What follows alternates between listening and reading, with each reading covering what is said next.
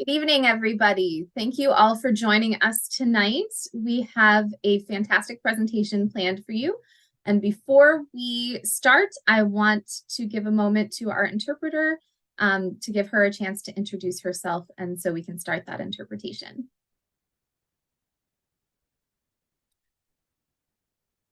El intérprete soy yo me llamo Sonia y soy una de las intérpretes de las escuelas públicas del condado de Fairfax. Bienvenidos a todos. Es la bienvenida de la señora Campbell, la presidenta de la Asociación de Padres y Maestros de Educación Especial.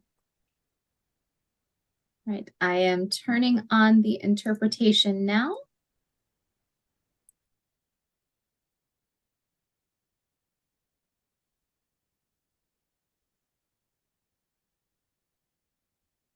All right, Sonia, that should be ready to go for you. Thank you very much for joining us this evening, Sonia. We are very excited. Please do take a look at our YouTube channel. We have been able to get our September event edited with the Spanish interpretation as well. So we are excited to begin to add to that resource for more families across the county. Thank you all again for joining us this evening. We have a couple of quick SEPTA announcements before I turn it over to our presenters this evening. The first of which is thank you to everyone who applied for our mini grants. We had over 20 people fill out applications, which is fantastic. Our mini grants committee is in the middle of going through and evaluating the applications, and we should be contacting applicants sometime after November 11th. So keep an eye on your emails for that. The next announcement is our Reflections program. This is National PTA's art program. You do not have to be a member of SEPTA in order to submit through us. So if your school PTA does not offer Reflections, please come and submit through us, whether it's as a special artist or through the grade level program. Our deadline is November 8th. So just a little bit more than a week away. So please take a look at those requirements. That's the word I was looking for. Please take a look at those requirements and check out the deadline and get it into us so that we can hopefully send it on to the council. And then the next one is just a save the date. We were contacted by a musician in Prince William County who has put together what they call a jingle jangle ball for the past couple of years. And he reached out to us. This is a fundraising event for his organization, and they would like to donate the proceeds to us. So we are very excited to be contacted out of the blue for this. And the date for that is going to be December 5th. And it's going to be held at Brittany's Restaurant in Woodbridge from 2 o'clock to 5:30 p.m. We will send out more information via email and our social media, but this is just a save the date for December 5th. We are very excited about this opportunity and appreciate the outreach from Scott Elliott and his group. With that, I think that is all I have for the evening, and seeing no other hands from the board members, I am going to introduce our wonderful presenters for the evening. Diane Gould and Michelle Cades. They are both past presidents of SEPTA. Diane was our founding president and Michelle took over after her. And they are both now the current advocacy co-chairs for SEPTA as well. They have lots of experience in finding their way through very many roads that have not been traveled before. So we're looking forward to their advice tonight. Thank you, ladies. I turn it over to you. Thanks, Amanda. So this evening, we have a ton of information to share with you all. And we realize that our audience runs the gamut in terms of ages of kids, areas of disability, school placements, what resources you already know about, how far you are in your special education journey. And honestly, any topic that we're covering tonight could be its own workshop. So we apologize in advance that, or we ask for your patience in advance that we're going to be shooting water out of a fire hose at you. But our hope is that everybody will find something that they can take away and apply right away into their lives and their kids' lives. Diane, anything else you want to jump in with? Yeah, I think in your chat, Lauren should be posting, if she hasn't already, the slides. So if you would like to open them up and follow along with the Zoom, you can do so. There's a number of links that are embedded into the presentation in that PDF that should be live. So you should be able to access those resources as we go along if you're curious to see them. We also have a Google form. So if you have questions along the way, you can always talk in the chat, but if you have a specific question you definitely want to get captured, go ahead and enter that into the Google form. There should be a link in there. And Lauren will also periodically through the evening add those forms and the PDF back into the chat, just because people might be coming in and out at different times. And I know when Michelle and I put this together, one of the things we were thinking about is that as parents, we don't know what we don't know. And so the idea is, yes, it's a fire hose, but there's so many, as you do this journey, there's so many things you kind of pick up here and there, but there might be other gaps in your knowledge. Just like when you go on a cross-country road trip, you might hit the Grand Canyon one year, you might hit Disneyland the next year, you might not hit them all at the same time. So we're hoping that this is a pretty comprehensive presentation today. And if there are pieces that you want to hear more about, we will be stopping at about 3 different points in the presentation to take questions. There is a lot of information, so we're not sure how much time we'll have at the end, but we're hoping a lot of time for questions. We'll see. All right, so let's just jump right in to finding your way on the road less traveled. And Diane is going to be clicking on her slide. I am, but now my arrows aren't working and it's not forwarding. Oh dear. Technology. Technology. There we go. There we go. So we're going to be dividing the program into 3 main parts. The first one here is preparation and planning. Sorry, guys. There we go. Okay. Now it's the working. Next one is maintaining a safe journey. And the third is going to be breakdowns and detours. So let's just jump right into preparation and planning. Here we go. So the first thing for you to be aware of, and you will see this slide repeatedly, is check your gas tank. In other words, take stock of your resources and be aware of your own limits. Pay attention to your time, your energy, your knowledge, finances, your resources that you have in school, in the community. This is a really, really long road trip. And some of you may be at the very beginning of it, and some of you may be further down the road. But before you go, or whenever it is that you enter your journey, you're going to want to plan. You are going to want to read up. You're going to want to consult with other people. You're going to learn from lots of books. The Family Resource Center has an amazing library.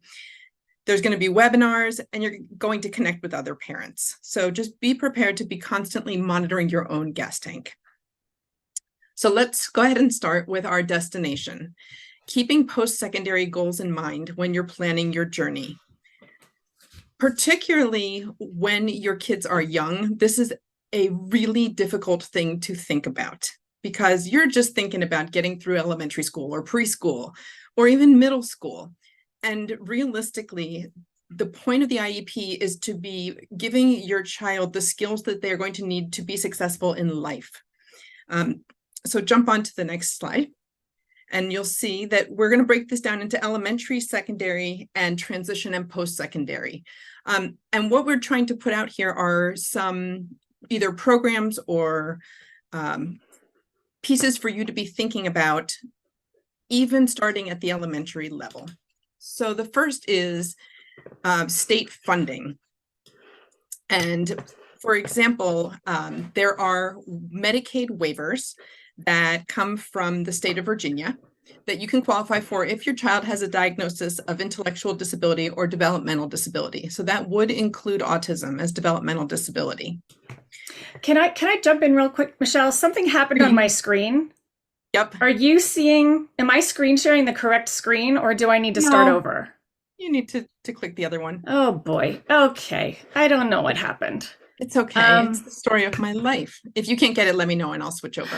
I think what's happened is somehow my window just closed down, and this is the PDF apparently. So let me try to find this. I am so sorry, everybody. I may have to stop screen sharing and then come back. Can we screen share just Michelle's face for a minute? And I don't want to Just stop your screen share. Yeah, there we you go. I apologize. I don't know what's happening here. It's okay. I'm just going to babble away about Medicaid waivers for a minute. Babble away. Any of these topics that we're mentioning also, like I said at the beginning, you could do an entire workshop on these topics. So we'll be sharing places and community resources where you can learn more in depth about all these different topics, but we want to mention them to you now so that you can start to think about them and even just know that they exist. So as I mentioned, Medicaid waivers, these are state funds that you can be eligible to receive to help support your child in their life, not just in their education, but in respite care, in, oh my gosh, so many different things. But the way that you start the Medicaid waiver application process is through the local community services board.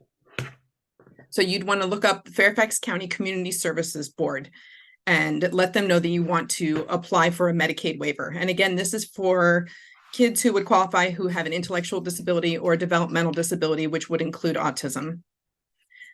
Another thing to start thinking about, even as young as elementary school, is financial planning. We don't have a crystal ball. We don't know what our kids are going to need and what they're not going to need. So there's a couple of different financial planning pieces to just be aware of. One is a special needs trust. And I'm not going to go into lots of detail about it because my knowledge is just growing in this right now as well. But it's a way of investing money for your individual with disabilities without impacting their eligibility for things like a Medicaid waiver, which do have a maximum amount of money that can be in a child's name. The other account is that we listed there is called an ABLE account, and ABLE accounts are actually really cool. A lot of parents got together and said, you know, there's this 529 plan for people to save for college, and my kid isn't going to necessarily go to college, but I really want to be able to have a tax-free way of saving. And so the state, I think Virginia was the first, invented the ABLE accounts. And you can actually roll money over from a 529 plan into an ABLE account without a tax penalty. And it increases the amount of funds that can be in the individual's name. So know about an ABLE account. Next, as I mentioned, IEP goals for transition. Again, this starts at a very young age. We want to be thinking long range, even while we're thinking close up. So yes, of course, you're going to be thinking about academics, but you also want to be thinking about independence and even employment. So independence at a young age is going to be things like tying your shoes and getting dressed and being able to pack your lunch or open up the containers for your lunch. And employment, I mean, down the road, it's going to be things like being able to operate a computer or make phone calls or set an appointment. And these are things that we can start at this young an age. The other piece to keep in mind, even at elementary age, is the diploma options. There are 3 different diploma options in Virginia. We have the advanced diploma, the standard diploma, and the applied studies diploma. The applied studies diploma, if a child earns an applied studies diploma, they will not be eligible for federal funding for college financial aid. So if you are thinking college is going to be in your child's future, you want to definitely push to keep them on the standard diploma track. The applied studies should not be for a large number of kids at all. It should be a very small percentage of students in the county who should be working towards an applied studies. The goal is really to get kids earning their standard diploma. An advanced diploma is a Fairfax County diploma, is how I like to think about it. You have to earn additional credits over a standard diploma. And the only difference is you get a sticker on your diploma. And I am not making this up. So the transcript that your kid sends on to colleges does not list that they are earning an advanced or a standard diploma. It just lists the classes that they are taking. And if your child, for example, struggles with foreign language and they're not going to be able to take foreign language in order to earn an advanced diploma, it's okay. So please, I encourage you not to make yourself stressed out and nutty over the advanced diploma. Just have your child take the classes that they need. Can I just throw in a couple just points here? Absolutely. Great. One of the things I really do like to emphasize when we talk about future planning for students is the fact that a lot of times in IEPs, we think specifically about academics, but your IEP is, as Michelle said, is really meant to prepare a child for future post-secondary employment and independent living. So we want to make sure as you're going through that you keep your child's specific disability needs and also their rate of progress in those areas. So for example, if you have a student with fine motor delay, it might take them longer to acquire certain skills like putting on their clothes or tying their shoes. Those things don't have to stop in preschool or early elementary school. So just know that that you do have that right to help prepare your child for independence. And the others is that that applied studies diploma is pushed very hard for our college-bound students. But we have a lot of college-bound students who are students with disabilities, and for one reason or another, they might not fit perfectly into that program. That program was designed to have kids ready for college and have the kind of courses on a transcript that colleges will like. The standard diploma, you mean? The standard diploma. Standard no, diploma. no, the advanced diploma is designed to have the kind of courses that colleges would like. But the fact of the matter is, it's not a direct correlation. It is a Fairfax invention. And so as long as your kid is competitive, having a standard diploma is not an impediment for future schooling.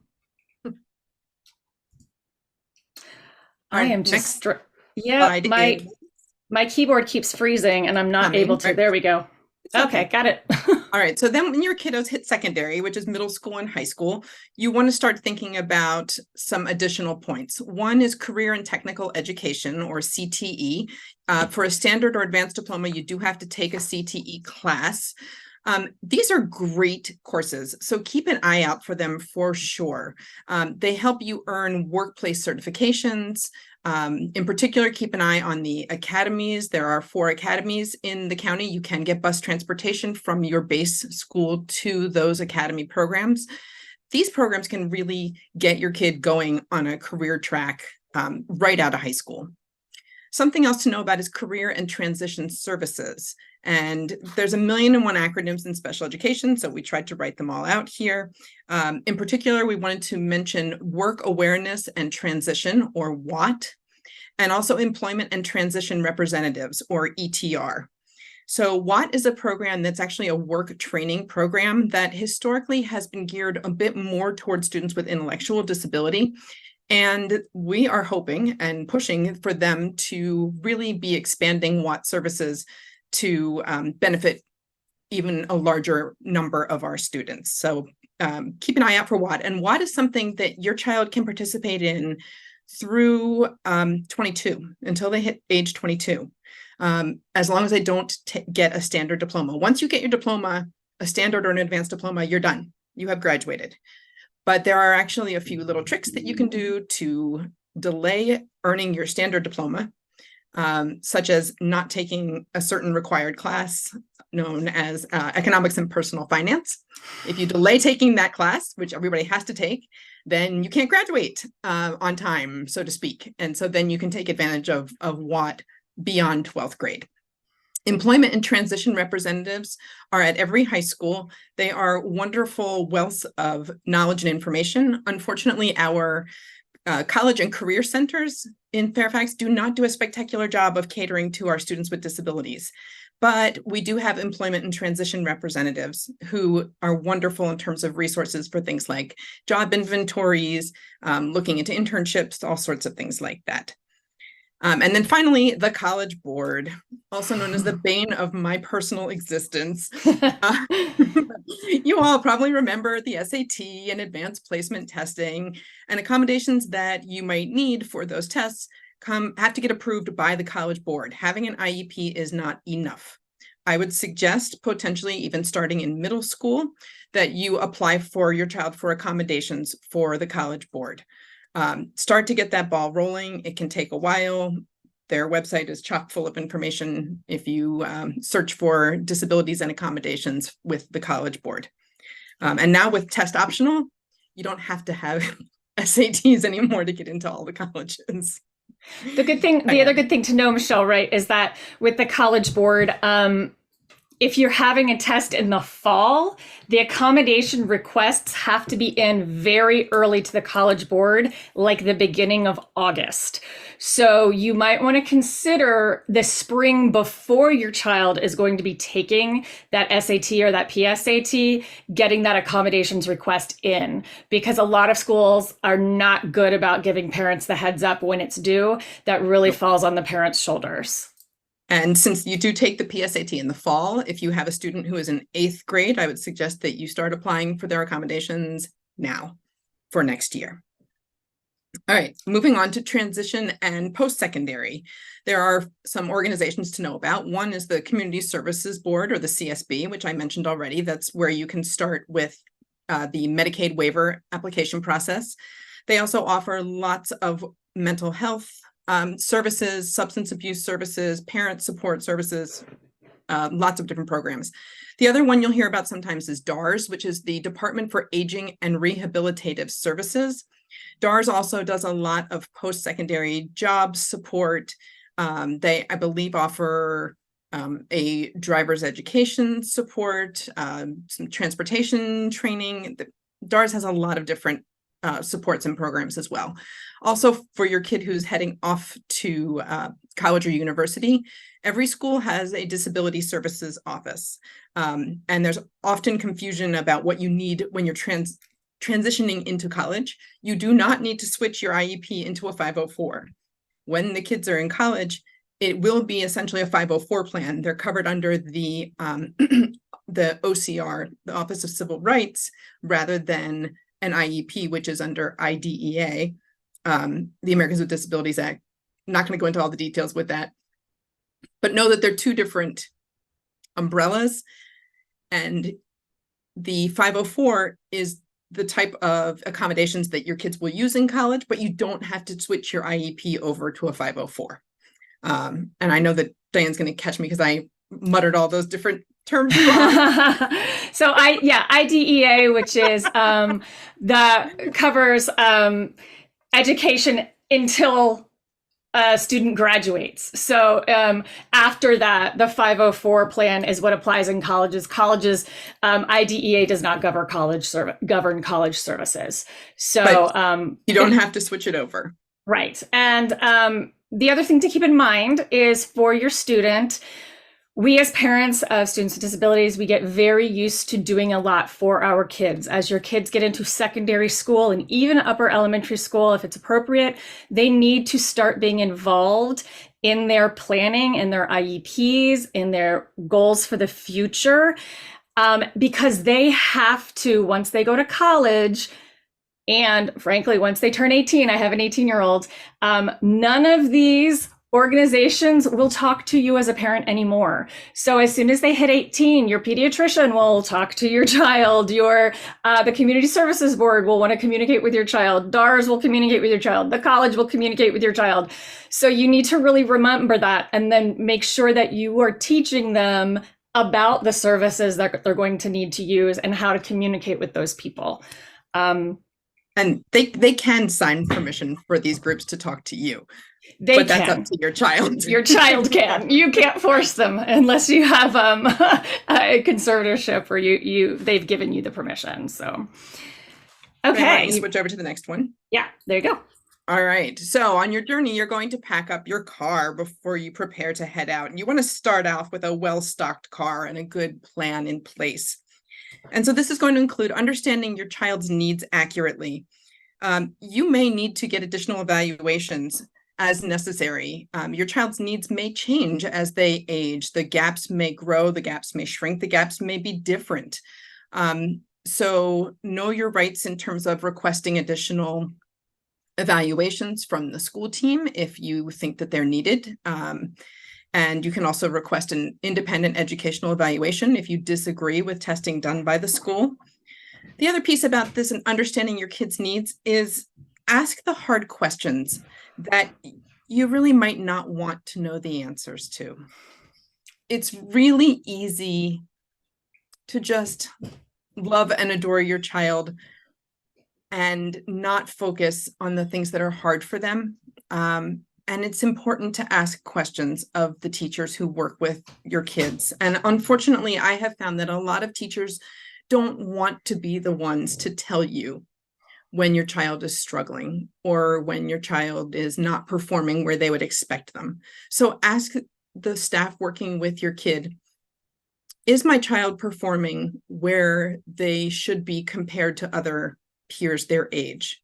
It's really important to get an accurate picture of who your child is, what their strengths are, what their weaknesses are.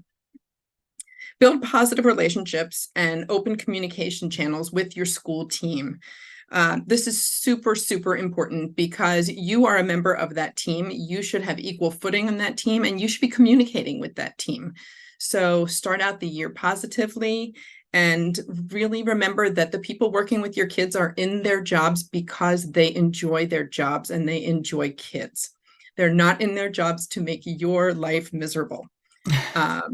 So it's really important to remember that they're humans, even in the most difficult moments. And then also include the child in IEP meetings. Diane mentioned about giving your kid agency in terms of what's going on in their meetings. It's their meetings. I encourage parents to have their kids start attending the IEP meetings starting as young as kindergarten and first grade. And that doesn't mean that your kid would be sitting through the whole meeting. They might just come in and sign their name on the paper that they attended. And you can ask them what's something you really like about school and what's something that's really hard for you about school.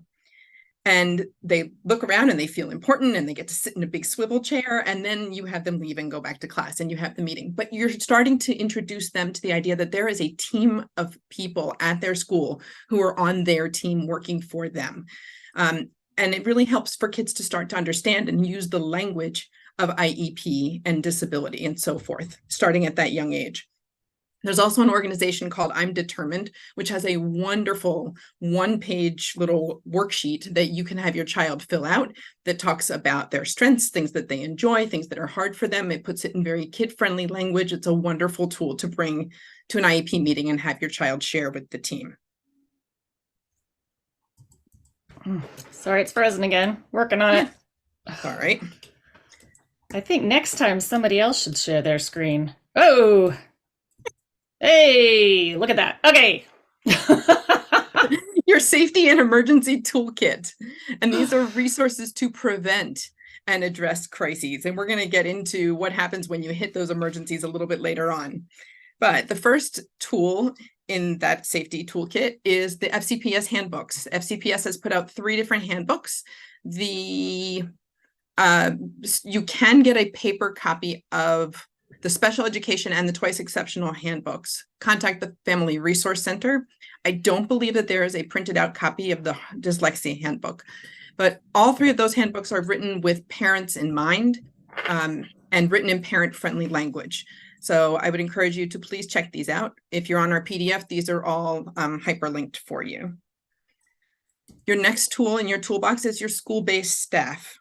There's lots of folks at the school who are here to help you out. There's mental health people. Every school has a social worker and a psychologist and at least one school counselor.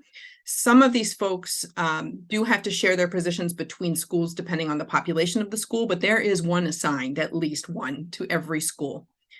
The schools have school-based technology specialists. These are people who are the ones working our kids' laptops and are up on a lot of apps and different tools that are available for our kids.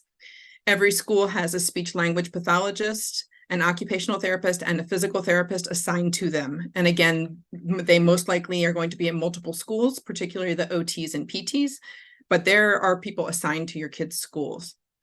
There's also now an advanced academics resource teacher assigned to every elementary and middle school, I believe. And so particularly for kids who are twice exceptional, who are both gifted and have some kind of disability impacting them in school, know that there's arts or advanced academic resource teachers who are available to you. And then the final name there is your instructional assistants, who are absolute godsends for many of our kids. They often are spending as much, if not more time, directly supporting our students. And and unfortunately do it for a whole lot less financial gain. So please, welcome these people with open arms for sure. Then there's also non-school based staff, and these are folks who work out of what we call central office. There are high and low incidence specialists. These are people, high incidence are going to be things like learning disabilities, for example. Low incidence are disabilities that might be more like deaf, hard of hearing, or vision impairment, although there's actually specialists that work with those particular areas of disability. But it's the positions are really based on how often we see the disabilities in our population. So there are multiple specialists for high and low incidence.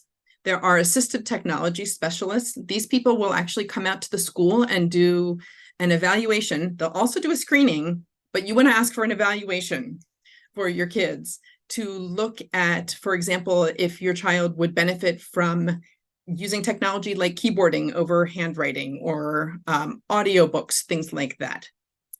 There are behavior intervention teachers who can come in. They will do an observation of your child in class, take hopefully very detailed data that you can then use to look for patterns in your child's behavior. And there are also non-school based adapted PE teachers who do exactly what it sounds like. They actually come into PE class and they adapt the PE instruction to suit your child's needs.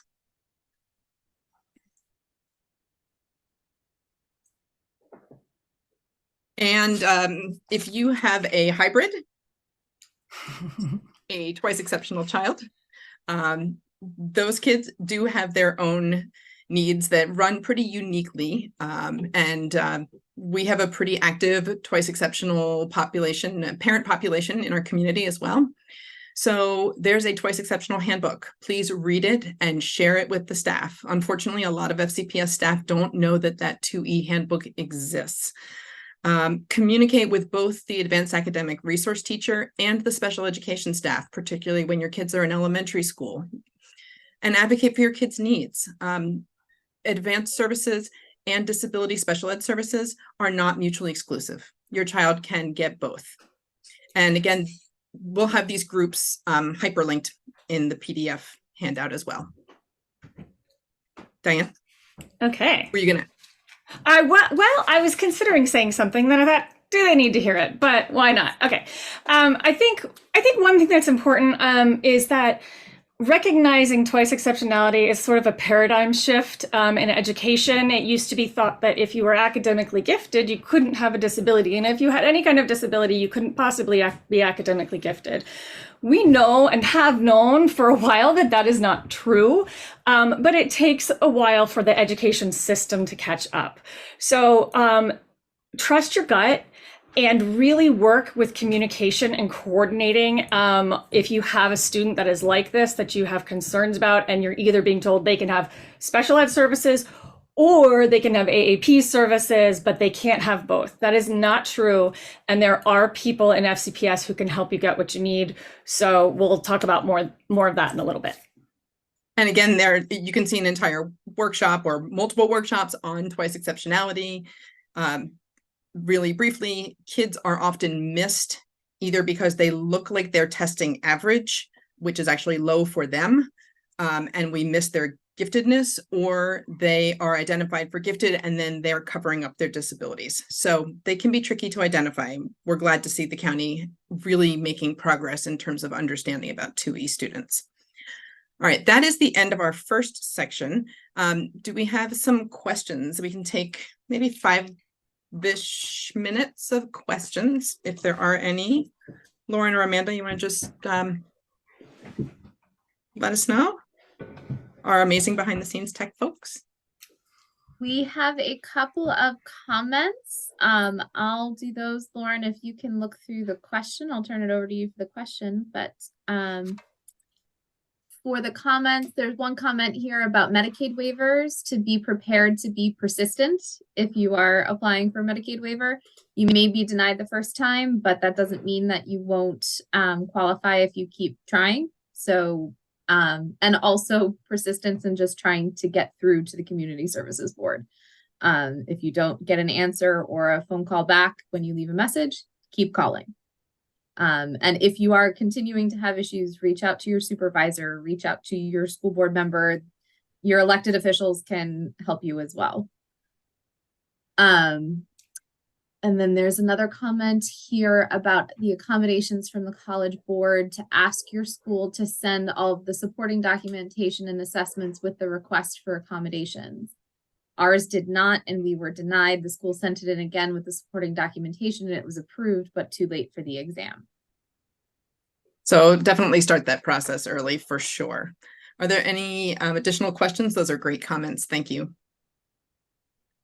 All right, we've got one question so far. If your child is not able to participate in communication with community services, doctors, etc., what options are available aside from conservatorship to still be able to be the point person for their care? So, and this, I am not an attorney. So I'm going to be reaching into my brain, and Diane, feel free to jump in. But besides that, there's also supported decision making, which is a relatively new process that has been put into use in the community, where your child potentially still is the one making decisions, but you as a parent have a little bit more say. That's as opposed to being a legal guardian where you make all the decisions. There's power of attorney for various types of decisions that can be teased out as well. For example, power of attorney for medical versus power of attorney for financial. This is not my area of expertise, but it's a great question. There's lots of information out there about it. Yeah, no, I think you covered it really well in the broad scope. I think I would highly recommend people look to the ARC for some guidance on this question, because it is multi-layered and it is confusing. And Michelle and I have been investigating it together, and it's there's just a lot to learn about it. So definitely go to the ARC. They have fantastic resources, presentations, can connect you to financial advisors and lawyers who are familiar with disability needs and services. So excellent question. I saw our friend Kelly Henderson also just put some links in the chat too. We're going to mention the organization that Kelly works with a little bit later on. In addition to the ARC, there's also PETC, which will be mentioned later on, and Form Families Forward. Both have a ton of resources on lots of different topics. Any other questions for us, Lauren? One more question about 2E. Our school is dissuading us from applying for advanced academics for our 2E student, saying they will just challenge our student in the classroom. Is it important to get the formal level 2 to 4 designation? I think you're going to get a different answer probably with each person you talk to. I think kind of like when you evaluate your gas tank, you sort of need to do that when you're thinking about 2E and whether or not a level 4 advanced academics is the fit for your kid. It might be that your kid really needs that level 4 setting in order to thrive. It might be that for your child, it's better for them to focus on other things rather than have the pressure of trying to prove themselves while they're also being remediated for something specific. It's really going to depend. It's going to depend on how important that is to your family. One thing I do caution parents, we live in a very competitive area, and for whatever reason, in Fairfax County, being level 4 AAP can be seen as a status symbol, and everyone wants to be in it. I will say right now, level 4 AAP will not make or break your child. And we need to think about the message we're sending to our children if we're constantly saying, well, apply again, we're going to apply again, we're going to make sure you get in this time. It's just not that critically important. A bright, curious kid can have enhanced lessons within the classroom, differentiation. And there's also multiple pathways to advanced academics. The level 4 AAP program, there's also level 3 and level 2. And level 3 is differentiation within the classroom with some pullouts with the AART. Level 2 is differentiation within the classroom. There's also some more schools are now doing more of a hybrid thing where like you might do advanced math with the AAP class, but then go back and do English with the gen ed teacher. There's a lot. And I personally believe that the more flexible we are with differentiation, the better, because it suits more students' needs. By the time you get into middle school, any student can take honors classes, any student at all. And by the time you're in high school, any student can take anything. So you can take AP classes, you can take IB classes, you can take honors classes. Those are all open enrollment, so you don't have to prove anything to anybody. So just remember that if they do it in, K through 6 is not the end of the world. There's lots of pathways to success. And chiming in on that as well, all 3 of my kids are twice exceptional. We actually declined services for one of my kids very deliberately because we knew who the teachers were for general education and knew that those teachers were an amazing fit and match for my child. So there's lots of different pieces to take into account. Also, just a little fun fact, the Advanced Academic Advisory Committee, which is an advisory committee coordinated by the school board, was given a charge this year of learning about and making recommendations regarding twice exceptional students. So we're very excited to see special education needs branching out beyond the special education silo. Right, There's we ready to jump one more into question Yep. based on the last section. Can you talk about some of the other resources within the school system, like ABA coaches, dyslexia specialists, TUI specialists, etc.? I think these tend to be more resources for teachers and administrators. That's coming. It's coming. It's coming. Hold on. Are you All ready to right. go on, Michelle? Sure. So maintaining your safe journey. All right, your car's packed, you've got your trip planned, you got your snacks, off you go. So you're maintaining your safe journey. And the first thing that you always want to remember when you're on your journey is that Diane's computer is going to get stuck. Frozen. There you go. There we go. Once again, it is checking your gas tank. Told you you'd see this again. Always check in on your own resources. Think about your time and your energy and what resources you have available to you. And again, reach out to your community for support. We all run low on gas. The next thing in your journey is sightseeing. Make time for fun. It is so easy to get swept up in schoolwork and homework and therapy appointments. I mean, at one point I was running with my multiple kids to speech, OT, counseling, all outside of school, in addition to school, plus sports, plus this, plus that. Make time for fun. Do things that play off of your kid's strength, whether it's athletics, whether it's enjoying being out in nature, whatever the case may be. Also, take that sightseeing and reflect it back to the staff working with your kids. So for example, send notes of appreciation just for little things that the staff are doing that you're noticing or that your child is coming home and talking about. Send them a little note with a quote that your kid said or shared at home that reflects or has something to do with a connection they made to school. We're not paying our teachers, like I mentioned, but wow, when we can pay them with feedback and positive comments and praise, that really helps fill their buckets. Next up. Can I just throw one thing in about fun? Yeah, I think particularly when we have students that have some behavior challenges, it can get very tense and fraught both at school and at home. And sometimes we can get really focused on everything that's going wrong and how to change behavior. I think it's so important to remember in those situations too, not everything has to be a lesson.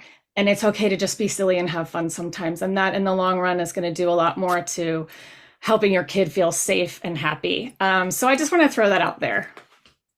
Absolutely. Also, when you're maintaining your safe journey, you're going to want to make adjustments. And I just have to say, you would not believe how hard it is to find a slide of a woman changing a tire or checking air pressure, especially a non-white woman. So yay. We found it. But we as parents come in all different shapes, sizes, and colors and genders. And so we know that we're all out there. It's really important to look at accommodations that your kids might need. And we're going to have 2 different slides on those adjustments. The first one here is on more sort of academically geared accommodations or adjustments. And these are pieces to be holding on to in your IEP. There are tons of accommodations. If you just Google accommodations for, and then fill in whatever your area of need is, whether it's dyslexia, ADHD, reading comprehension, writing, like be as specific as you want. The internet is a magical place sometimes. There is no menu of accommodations that the school hands you and says, here, please pick the ones that would be helpful to you. And if you can walk in with a list of suggested accommodations for the team to consider, that's going to put you at a real advantage when you're doing your IEP. So for example, voice to text, using spell check. A big one that I love including is no penalties for spelling unless it's an actual spelling test. I don't want my kid getting dinged on a score because they didn't know how to spell someone's name or a certain word. And that also can count for foreign language too, not just English. Copies of the teacher's notes, if taking notes is a challenge, using keyboarding, audiobooks, small group testing, extended time, hard copies of textbooks if the school can get a hold of them. When you get to high school and middle school, for example, they don't have math books anymore. There literally are not books for them to be able to give you. But they can certainly find an old textbook or a biology textbook or whatever the subject may be, a history book. So definitely you can ask for hard copies of textbooks if that's more advantageous for your child. Diane, anything else to add here? No? Nope, I just popped ahead. Okay. Also, then other accommodations might refuel your sensory system.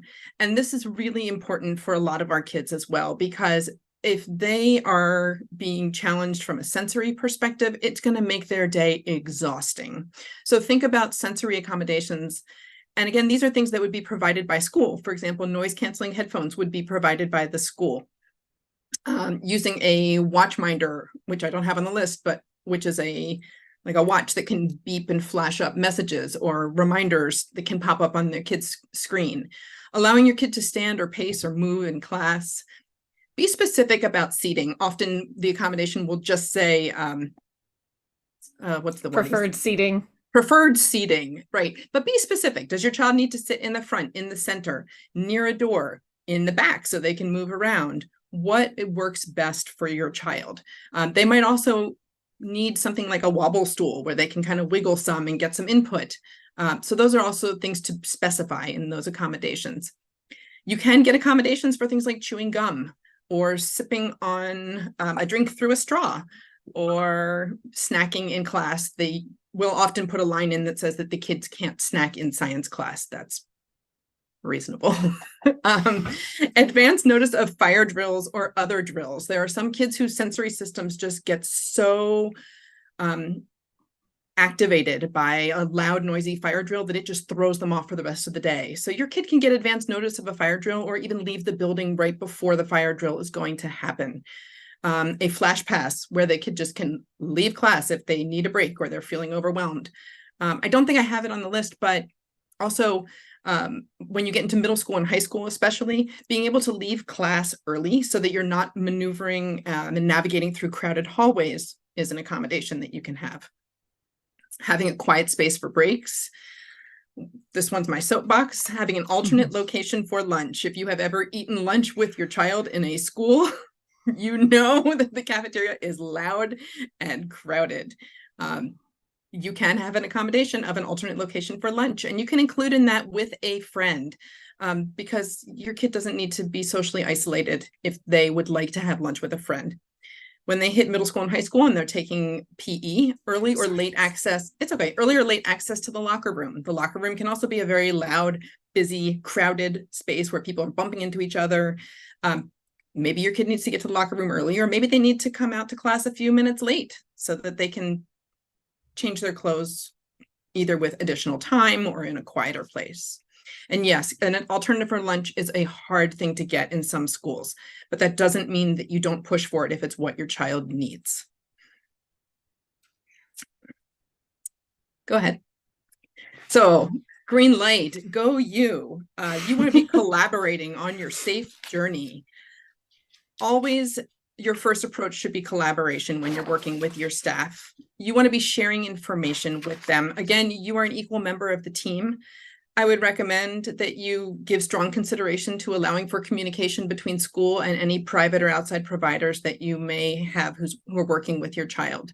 And you can set limits on what information is shared as well, but you will have to sign in both places, both with the school and with your private provider. Communicate your concerns and agenda topics in advance of meetings.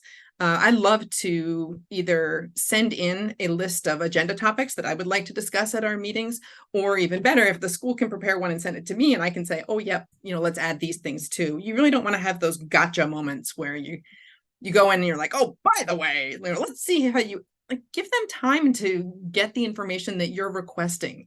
Remember, you're all on the same team. You wouldn't like to be caught in a gotcha moment either. And that's happened to many of us, being gotcha'd, and it feels really awful. So don't do that to your team. Then the traffic lights do turn yellow before they get to red. So keep that in mind. Don't jump straight to red. When something is amiss, ask questions, seek clarification. You really want to avoid breakdowns in communication if you don't have to get into them, and presume positive intent. This is what we say repeatedly that we are asking of the school staff regarding our kids, that if our kids' behavior is communicating something that is negative, presume positive intent. The kid isn't doing it on purpose to try to be difficult, right? We want to presume positive intent on our staff as well. And consider alternatives. Be creative, think outside of the box, encourage your staff to be creative as well. They have a lot of leeway if they choose to take it. All right. Did we skipped one? We did? Yep. Fighting in the back seat. Where did it go? I don't know. But it had really funny pictures. It's gone. Know. Well, I'll just tell you about fighting in the back seat. They were great pictures. So how many of you have turned around and said, don't make me pull this car over? I know I just felt like my parents when I was doing that. But confrontation, it happens. We're human. And there may be times where you do end up in a confrontational situation with your staff. Again, remember that your staff are people. They are doing this because it's something that they enjoy and they want to be doing. And you can have confrontation and do it politely. Even when you're really angry, you can still be polite. So I encourage you to please be polite to your staff. Please remember that they are human and they have feelings and they're trying.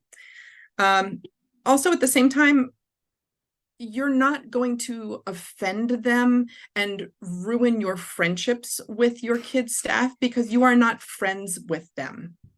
The majority of you are not regularly going out for coffee or inviting over for dinner your kids' staff. They're wonderful people and they play a huge role in helping to raise your child, but they're not necessarily your friends. So it's okay to say things that are difficult. Just say it kindly. And finally, remember that you're looking for solutions that satisfy everyone. They might not be the best. They might not be absolutely perfect, but if you can work on compromise, that's a whole lot better than digging in your heels and everybody getting more and more agitated. And we'll find those pictures later. I know, I'm so sad. Those are such good pictures.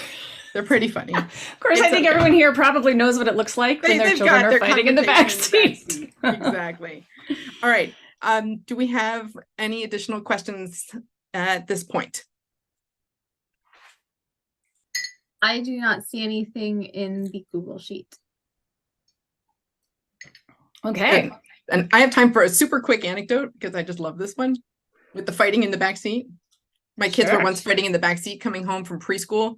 And I said to them, I'm going to pull the car over. And they kept fighting. So I pulled the car over and a police officer pulled up behind me and put on his lights and came up to me and said, ma'am, is there a problem? And I looked at him and I said, yes, my kids won't stop fighting in the car. And he leaned his head in and looked at my kids and said, you need to do what your mom tells her and don't fight in the car.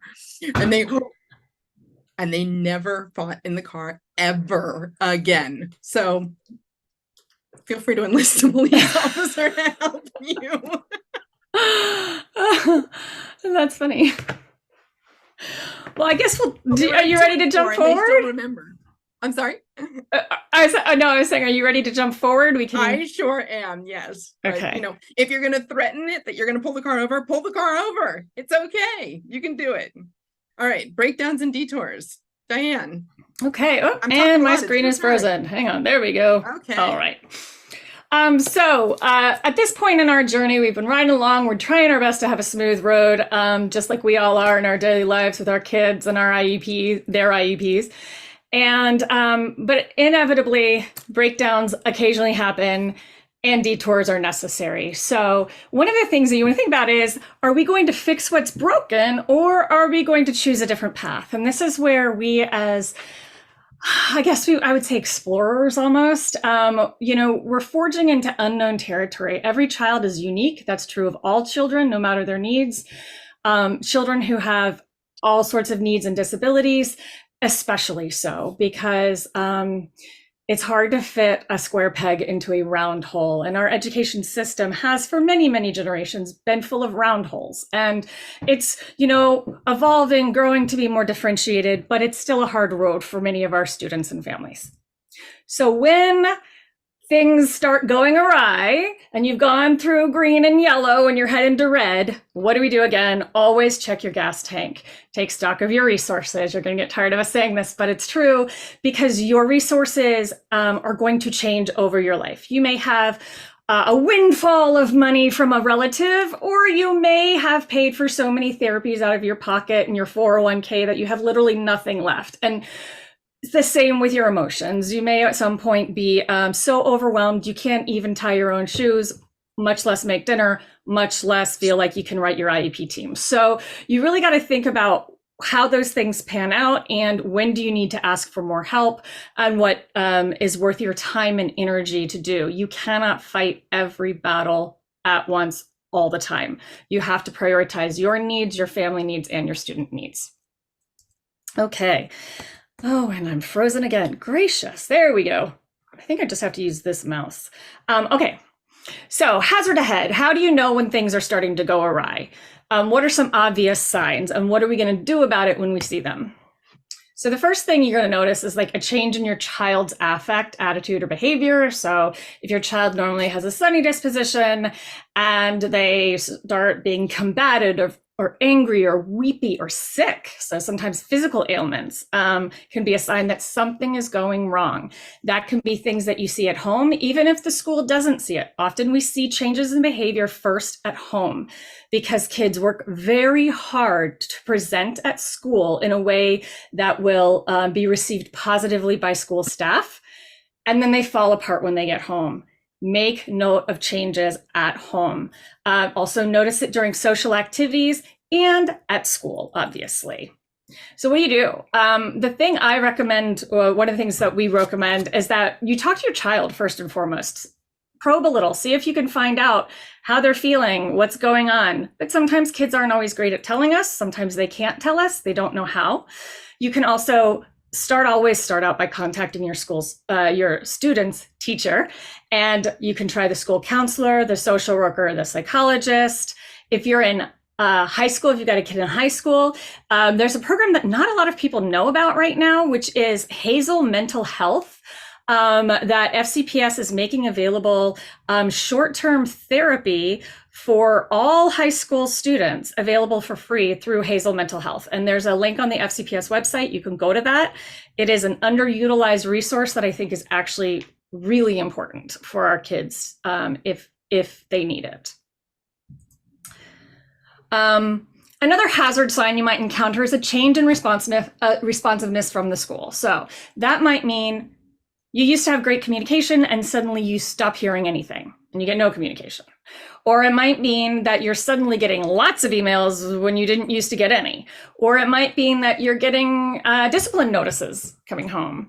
Or you start looking into the student information system and you see some papers in there or notices of discipline issues or things that you didn't know about. So we want to make sure that we pay attention to that and change any changes there. If you find that people are not responding to your emails, again, we presume positive intent. It could be that the staff member is completely overworked. It could be that they're sick. It could be that they're away. There could be a million different reasons. But something you can do about it is you can copy additional people on your emails. It's not to get them in trouble, but it's to make sure more eyes are on the message in case for some reason it's falling through the cracks.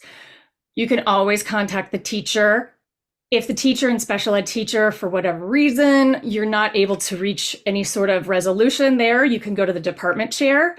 And then, if needed, above the department chair to the school administrators. There are occasional times where problems just don't seem to be able to get solved at the school level. And when that happens, most parents have no idea what's next. So outside of the school, there's another administrative hierarchy, which we're going to get into later. But just really quickly, we've got executive principals. Those are by pyramid. A pyramid is based on which high school your child is zoned for. Then we have regional assistant superintendents. Those are by region.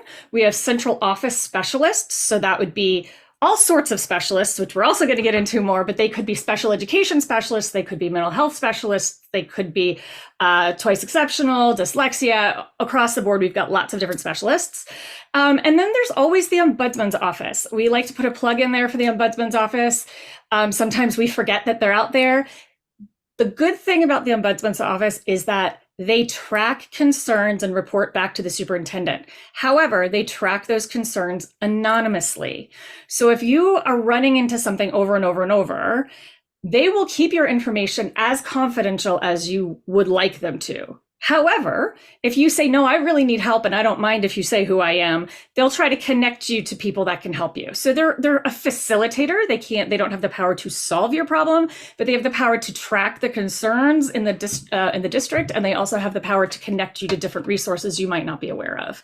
So we encourage you to always think about that. Yeah, go Michelle. In the Ombuds office also, the director of that office used to be the special education ombuds person, and now there is a different person who is the special education ombuds person. So there are really two people in the ombuds office who have backgrounds and lots of expertise in special education. So these are wonderful, lovely, kind people who, at minimum, will hear you out. And sometimes that's a big piece of what you just need.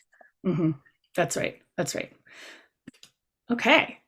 Another hazard sign, and this is one I touched on already, increases in disciplinary concerns. Sometimes a lot of kids start the year with a honeymoon phase. Everything is great.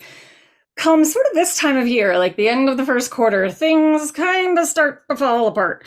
And what you want to be doing is keeping that eye out to that change in affect and behavior. You want to occasionally go through your child's SIS, because even though if there's any disciplinary action, you should be getting notification home as a parent, it doesn't always happen. I know of several families that were scrolling through SIS and saw a disciplinary referral in SIS that they had never been made aware of. It is critically important that when behavior starts to fall apart, we look at that behavior as communication and we address it quickly. The longer we wait, the harder it is to address, and the more things can turn into an avalanche. What you can do at home, because sometimes it's hard. If you can say, I know my kid is different, but when you go into a team meeting, that doesn't always convey. So a way that you can take that general sense and make it very concrete is to keep what's called a discipline log, as well as a log of all communications. So if you're just getting phone calls from the school, but it's something pretty major, keep a record of every phone call and what was discussed. Similarly, if you're noticing my child cried 3 times this week, write the date, write that they cried, write why they cried. What you may observe over time is patterns of behavior, or a gradual escalation, or sometimes an abrupt escalation of behaviors. And that doesn't necessarily mean aggression and violence. It can mean depression. It can mean withdrawing. It can mean crying. It can be hyperactivity. There's a lot of things it could be. Changes in eating habits, lots of stuff. So one of the things you want to do if you do have a kid who's getting into some discipline issues, you want to go to first and foremost the FCPS Students' Rights and Responsibilities. That booklet that you get every year will have the most updated information about what the possible outcomes are for your child for a first offense, second offense, third offense. It will also let you know what the administrator has control over and what they do not have control over. There are some things that are required, it's required that a certain kind of consequence be tied to a certain kind of behavior. Other times there's more leeway. You want to have that information up front. You want to contact your school staff, always the teacher, always the case manager. And if there's a discipline issue, you typically want to be dealing with the administration as well, because the administrators are typically the ones who are going to deal with the discipline issues up front, if they're severe enough. And then the other thing I would say is, I'm a firm believer in communication, and behavior is communication. If you're seeing a rise in discipline incidents, that typically means the kid is in some kind of crisis or trying to send some kind of information. So we want to be doing determining if there are unmet needs or lagging skills. But you also want to look at the social piece. Is there bullying that's happening that the teachers are not aware of? Think about on the bus, think about after school activities, think about on the playground. So things like that, or any other concerns that they might be having. Michelle, did you want to add anything? I do. I want to throw in just a couple of things. Yeah. Note to ourselves, we'll set up a link for that FCPS SR&R. Oh, yeah. But it is, I think Lauren stuck it in the chat, so thank you. Second, it's a suggestion that I often give to parents. If you're getting phone calls from the school, if it's not written down, it didn't happen. Correct. Yep. So I always suggest sending a follow-up email to the person who called you saying, thank you so much for your phone call on this date at this time. We spoke for roughly this many minutes, and you shared with me blah, blah, blah, and I shared with you blah, blah, blah. And that way you have a paper trail for those phone calls. The third thing I just want to mention regarding SIS, there is a parent in our community who I give full credit to for being a one-woman advocate to get special education IEP progress reports into SIS. So you should now be able to see your kids' IEP and progress reports in SIS. And that happened because one person said this would be a really logical thing to have and persisted in her advocacy. So know that you can make a difference, and the paperwork is in SIS. Absolutely. Those are great points. Thank you, Michelle. If I can, I would just like to share really quickly, since you're talking about the SR&R. I put the link in there, but when I clicked on it, it mentions an event that's coming up on Thursday, November 9th from 6 to 7:30 for feedback on the current year's SR&R as they work to start thinking about the changes for what will go into effect for 24-25. Thanks, so Samantha. since I haven't seen any other communications about that, I wanted to make sure everyone here heard that. Thank you. Now, can everyone can submit comments on that? It looks like it's an event, so register. So anyone can register. Okay, I believe so. Perfect. Thank you. Yeah. All right, moving on. So we talked a little bit about the increased disciplinary concerns. There's additional things we want to do. So we got another slide here. One of the things you want to think about, consider doing with the IEP team or 504 team is having a functional behavior analysis, which is called an FBA, which is where you have a teacher or a behavior intervention teacher come in, observe the student, take data, note patterns of behavior, what is causing the behavior, and what is happening. Like I said, you want to seek the help from the behavior intervention teachers. These are central office staff members who have been trained in all sorts of behavior and all sorts of programs to address behavior. And I will say I have had very good experiences with our BITs. The BITs are different from our ABA specialists. So the ABA specialists are looking at it primarily through an ABA lens, but our behavior intervention teachers have a much wider lens. They are also, all of them have been trained in Ross Green's collaborative proactive solutions methodology, which is extremely useful for figuring out what is the skill or what is the need that is not being met that is resulting in the behavior. Every school, like some of the other specialists, every school has a BIT assigned to it, and that BIT is often very familiar with the school because they've been there from year to year. Of course, there's always shuffling around.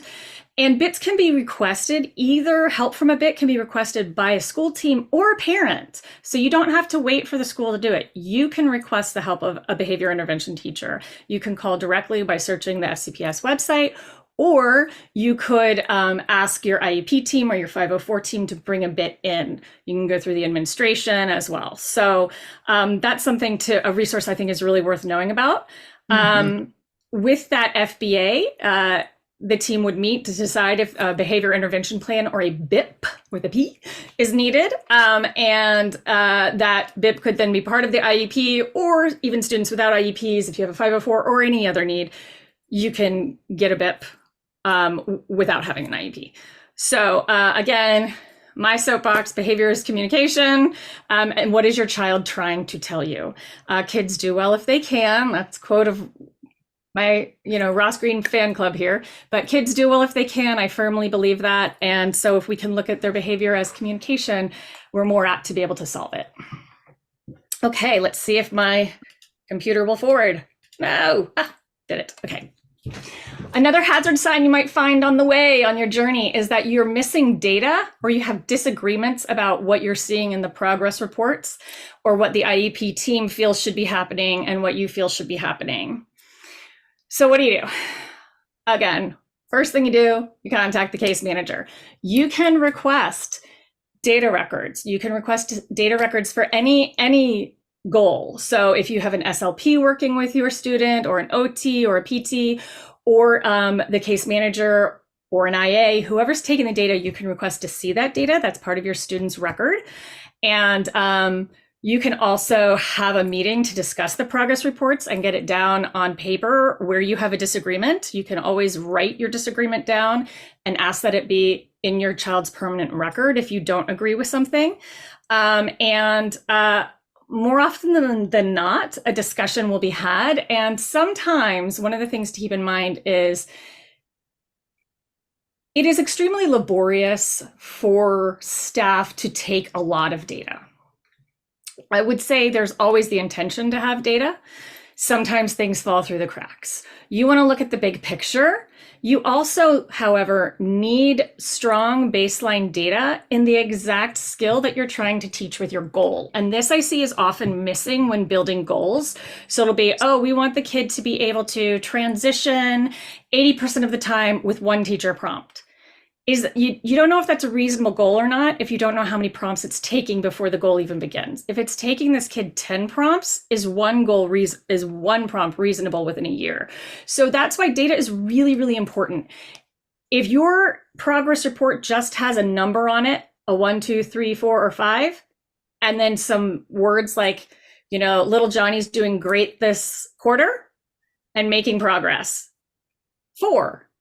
That doesn't mean anything because there's no data there to support it. You have to have data in those progress reports, because that's going to be the primary tool that's going to justify changing the IEP or developing new goals, or changing the goals that you have. So that data is very important, but it doesn't need to be antagonistic. You can just request it, and most teams are very willing to share that information with you. Okay. I'm going to throw in Please one do. last thing that we forgot to include in our slides. Is something that your school teams really don't like. So hold on to this strategy as one to pull out only if you must, and that is called making a FERPA request. And I just put FERPA in the chat. It's an acronym that stands for something that I don't remember, but it is your federal right to be seeing any or all records relating to your child. And that can be anything from visits to the clinic, to progress reports, to emails that the teachers have sent to one another regarding your child, data collection forms, etc. So if you are trying to request data or request information and you're not getting it, I can't think of a good idiom for it off the top of my head, but this is the big one that you can pull out if you must, which is putting in a FERPA request for copies of information. And the school has to provide you with lots of paper. I think, if I'm not your child. mistaken, it's Family Education Rights and Privacy Act, FERPA? That sounds familiar. Or close. Somebody in our... Oh, Family Educational Rights and Privacy Act. Look at you. 10 points. All right. Ooh. So yes, you have the right to examine. It's intense. The amount of material that you can receive is unbelievable. Only use it if you absolutely must. That's all I'll say. Okay. Thank you. But you do have a right to see your child's educational record. Absolutely. And so some schools will say you can also come in and view it if that works for you. Otherwise, you can ask for copies or do a FERPA. Yep.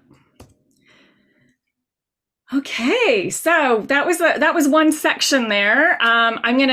We can take some questions, or I can plow ahead. I don't know how we're doing on time. It's 8:15. I think I should plow ahead because we still have a lot to cover. And then we can take questions at the end of this whole section. Sure. So you're working hard. You're noticing these hazard signs, problems ahead. You're trying to deal with them. But here's some common roadblocks on the road when you just feel stuck and you can't get anywhere. So what do? Some common roadblocks are, number one, first and foremost, do all of them know about your child's IEP or 504 and accommodations? Often we have a gen education teacher in elementary school and a special education teacher in elementary school, and they communicate very well. I will tell you, when you make that leap into secondary school and your kid has 7 or 8 teachers, it's a nightmare. And try that they may, there's not great communication because they have hundreds of students and they may have huge numbers of students that all have accommodations. So rather than getting angry about that, reaching out to teachers to make sure up front that they know about your child's needs. And we're going to get to that student one-pager in a minute. But the other thing I want to say is also keep in mind that your specials teachers in elementary school, your cafeteria workers sometimes, front office staff, all sorts of people, anyone who touches your child in the building. I don't mean literally touch, but I mean who is in there with your kid for a significant amount of time. If you are comfortable, could be told about your child's accommodations and needs. They do not all have access to your child's IEP or 504 plan. Okay, so that's going to be your teachers and your teaching staff. Your teachers and teaching staff will have access to that IEP information, but other professionals in the building won't. So it can be helpful if you're comfortable sharing some of that information or the needs, or having your case manager do that. That can be very helpful for your student. The other issue we come in contact with is SROs and discipline staff. What's an SRO, Diane? Oh, school resource officers. So those are the in-building police that we have in our schools, and they're the ones who will deal with big discipline issues, but that can also include things like eloping, which we see with more of our younger students, actually. And then if those SROs don't know about your child's needs, that can be a powder keg. So it's just something to think about. It's something to be aware of, and it's something to talk to your team about. If you have a kid who might elope, or you have a kid who is prone to meltdowns, it's important that the discipline team at that school, whether they be elementary, middle, or high, knows about your child's needs, knows what their triggers are, and knows what will make it worse and what will make it better. Some students absolutely, when they're melting down, cannot have someone talk to them. And if discipline staff comes in and starts talking to them, the kid will spiral even further.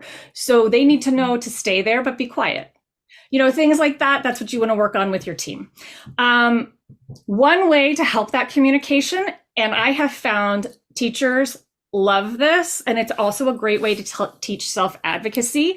When your child is younger and into the middle and upper years, you can use that I'm determined one-pager, where it talks about what my goals are, what my challenges are, what I like and what I don't like. It's excellent. And that really helps the kid have a voice and autonomy. They can send that one-pager to their teachers at the beginning of the year, or give it to their teacher either if they tour the school before school starts, at the open house, whenever it's appropriate.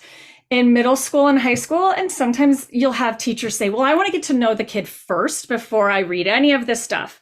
No, I understand that there might be good intent behind that, but if you have a child who requires accommodations, that requirement starts the minute they set foot into the building.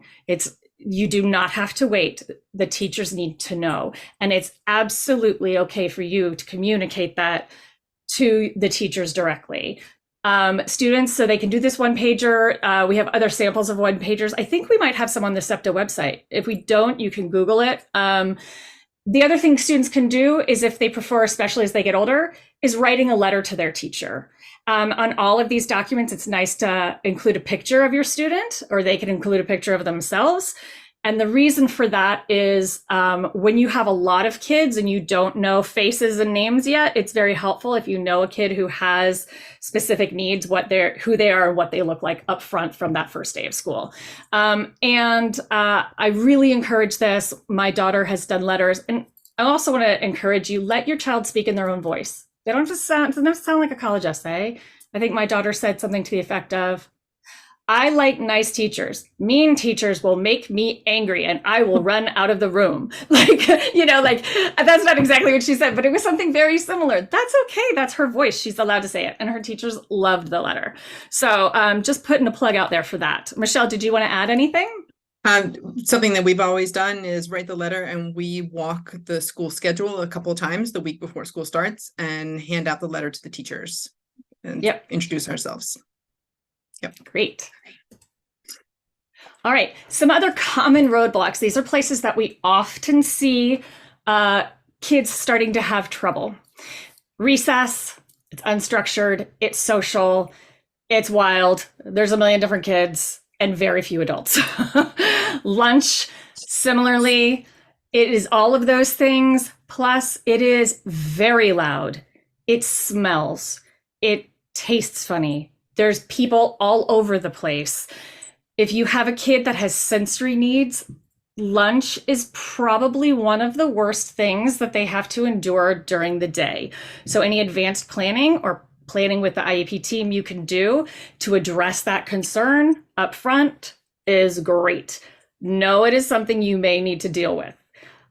The next worst, if not equally bad, probably equally bad, is PE for a lot of our kids. And PE is, if you don't know this now, typically more than one classroom of kids. So it gets incredibly loud and incredibly crowded. And many of our students with disabilities, not all, but many also struggle with physical tasks. So they're already put in a situation that's challenging for them. There may be a lot of sensory input, might be very loud, overwhelming, unstructured, and confusing. And there's can also be some peer challenges in those situations because kids can be very competitive and not always nice. So those are some issues that you may find. Locker rooms and dressing out can be challenging for kids with fine motor skills. I will tell you, kids are dressing out for PE less and less, which has positives, pluses and minuses. Some schools they still do, some they don't. A lot of them have shoe regulations. So you can only have a certain kind of shoe in the gym. If that is the case and your child can't tie their shoes, you want to plan for that before they get in an embarrassing or stressful situation. I'm going to move ahead. Okay. Whoops. Okay, again, more common roadblocks, specials and electives. So your special ed teachers are typically going to be in your classroom. There's often not enough or any support for kids in their specials, music, PE, dance, science, whatever it is in your school, and as they get older in their electives. So those can be places where you need additional communication with the teaching staff and or coordination with your case manager. Extracurriculars and athletics, similarly, as you get, it starts actually in elementary school. A lot of those programs do not have anyone trained in how to work with students with disabilities of any type or whatever type. It is critically important that you communicate as a parent and then teach your child to communicate with their extracurricular and athletic coaches and directors what their accommodations and needs are. I have unfortunately seen some very unfortunate situations recently of a coach not knowing a trigger for a kid and then a kid getting very upset and it escalating. We want to avoid that. A lot of parents think that the case manager will be conveying that information. Often that is not the case with our extracurriculars, because those extracurriculars are voluntary programs that kids sign up for, and it's not a part of the academic school day. Executive functioning challenges, huge roadblock, especially as you get into middle and high school. So you want to do, and I will say, I think executive functioning challenges are one of the hardest skills to teach too. And often what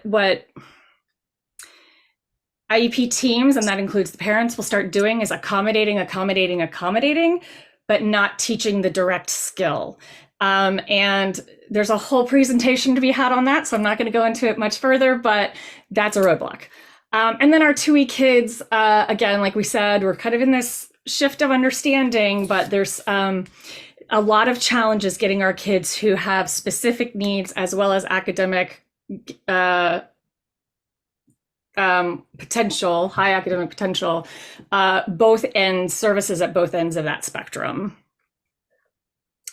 Diane, if I could just jump in. Absolutely. One more point for our secondary students, middle and high school. Mm-hmm. Your IEP goals and accommodations apply to electives just as equally as they do to core academics. And historically, case managers focus on those core electives: English, history, science, math.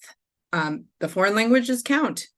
The electives count. The art classes count. It all counts. Your kid has a right to their accommodations in every single class. So make sure that those are being monitored as well. And those elective classes can become life-defining for all kids, including kids with disabilities. So we want those experiences to be accessible for them so that they can enjoy them, because that's often the path that will lead kids to their future career or the future hobby that brings them so much joy.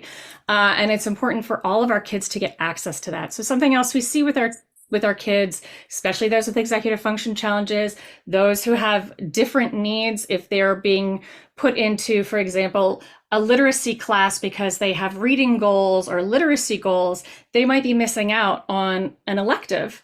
And so this is where you do that gas tank monitoring again. And this time you're bringing your kid into it, because is the benefit from that class, or a class, strategies for success class, is the benefit of that worth what they lose in not being able to take an elective of their choice? And again, that answer will be different for every single kid. Part of it will depend on the teachers, part of it will depend on the student. And that's where you have to really weigh those pluses and minuses as you move forward. Okay, is this detours and GPS? So this is where we start thinking outside the box. So a lot of what we've said, you've probably heard in pieces here and there before. And sometimes, or if not, a lot of you are going, yeah, but I tried this and it all fell apart anyway, and it didn't work, and I'm at the end of my rope.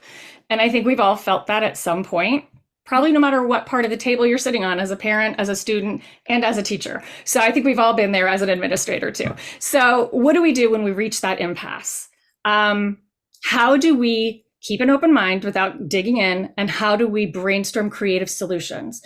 One of the things that happens often is you sit in a meeting and the thinking is, well, it's never been done before, so we can't do it. That's not true. That's the great thing about IEPs, is that IEPs are individualized. So I just talked about that gas tank. I jumped ahead. Again, you're taking stock of your resources. You're figuring out, what do you have and what does your child have? I mean, that's the other huge piece of the puzzle. How much does your child have? And you know, if you're a staff member in this presentation, where you are, you got to monitor your own gas tank as well. Okay. So creative problem solving is probably one of my favorite things to do. But you cannot solve a problem by starting with the solution. You have to actually identify what the problem is first, what that need is first. And it's not always what you think it is. So if you have a kid who is just exploding during the day, we can say, well, we need a goal that child will stop exploding. That's not going to get you very far, because how do you teach a kid not to explode? You have to figure out, why is the child exploding, and then address that issue. And if that child is exploding because they don't have the reading skills to keep up in class, so they're very frustrated, then the goals should be about reading.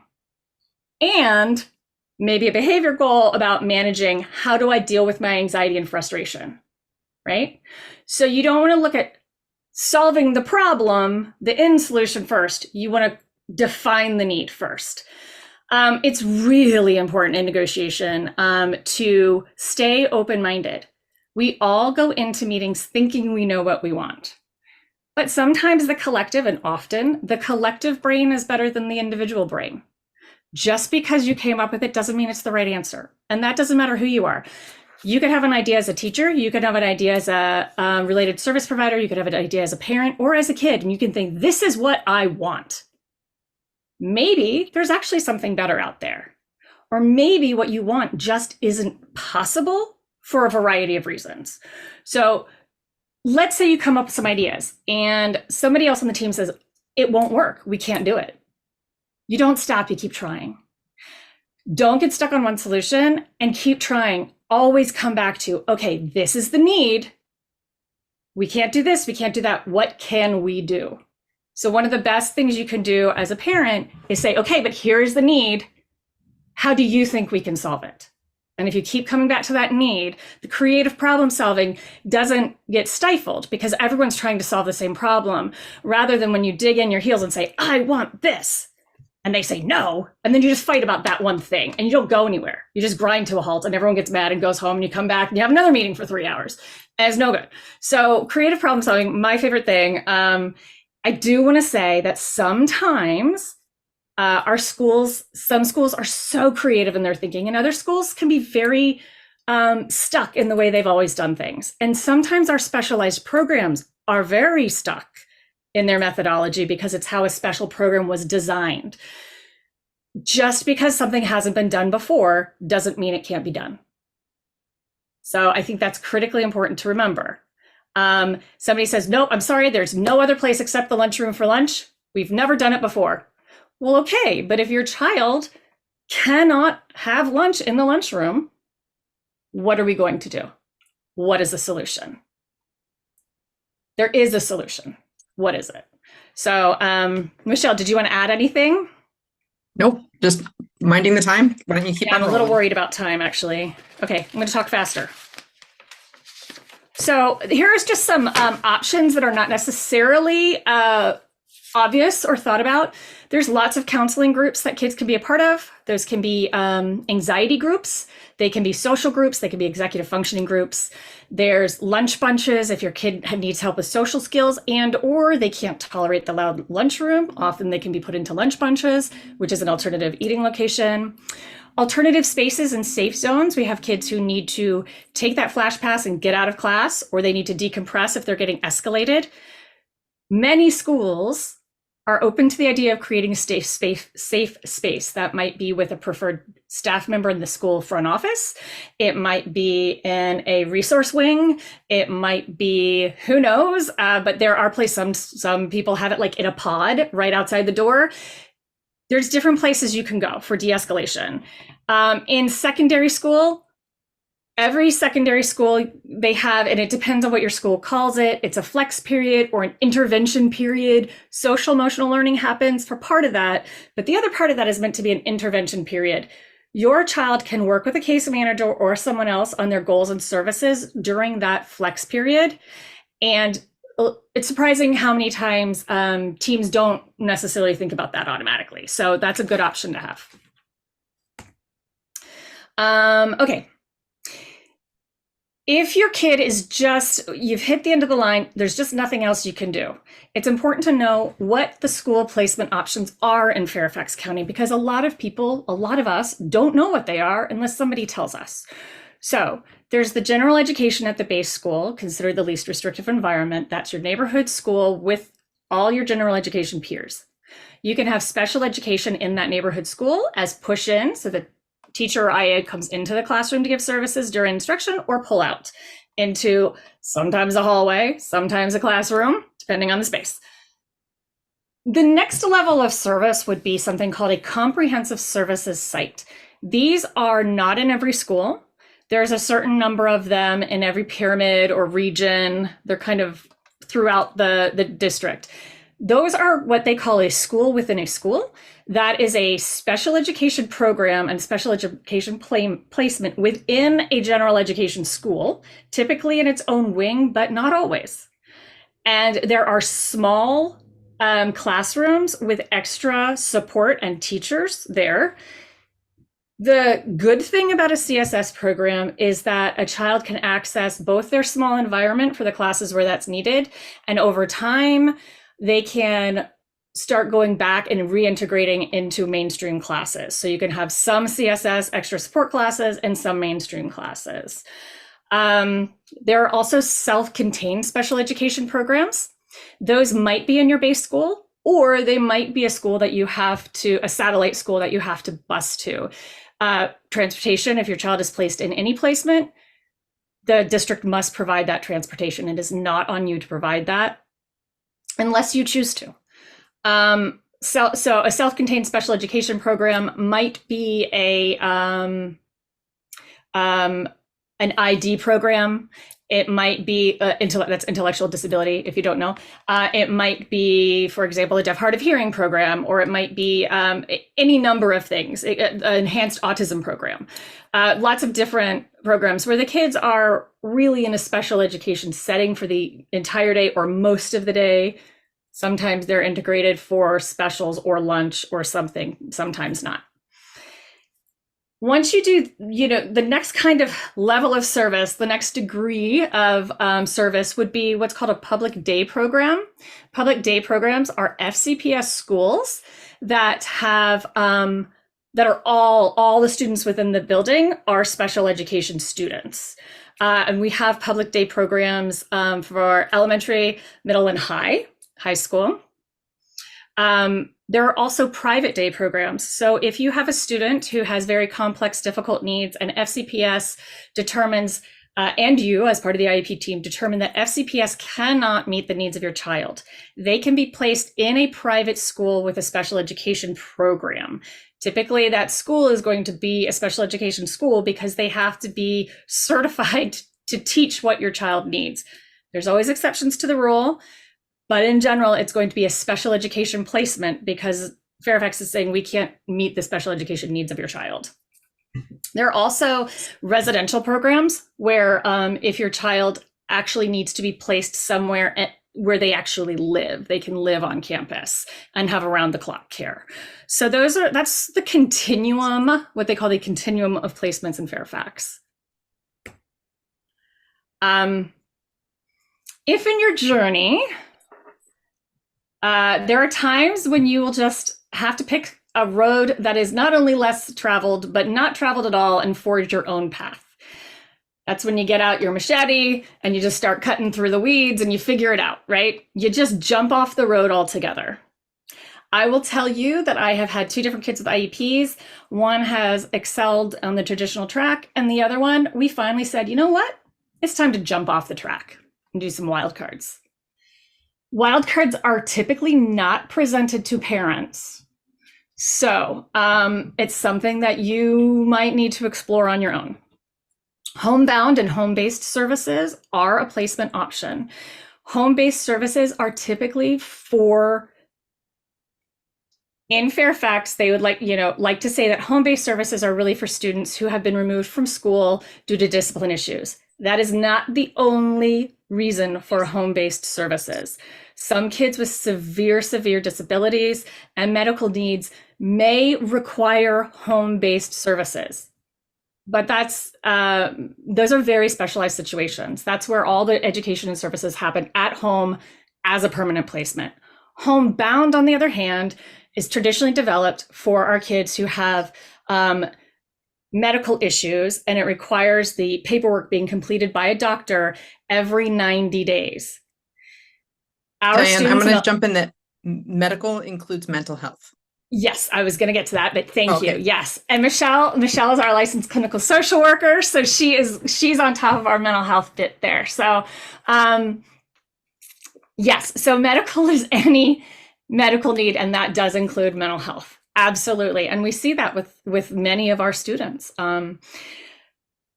So when a student is on homebound, typically, and depending if they're in elementary or in secondary school, there's different guidelines for how many hours a week of instruction, direct instruction they get, primarily focused on their core academic subjects, but it doesn't have to be limited to that. There's a lot that can be done that's not explicitly told that can be done. The idea is that it's so a student who does have, for example, they've been in a car accident and they're going to be in the hospital for a month and getting rehab, that they don't completely fall behind on their academics. However, there are lots of variations in that. I will tell you right now, one area that are homebound, if you are going to have a kid who has medical needs, our students with intermittent medical needs, homebound and home-based can be a nightmare. And I'm going to tell you that because you want to start researching and get as much information you can. Come to us at SEPTA. We will help you and help direct you to resources. The state of Virginia has a rule that if you are out of school for 15 days, you are kicked out of the system.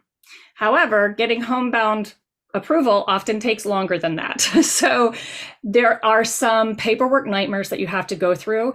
But if you go to the Office of Out of School Support, they can help, hopefully, navigate this for you.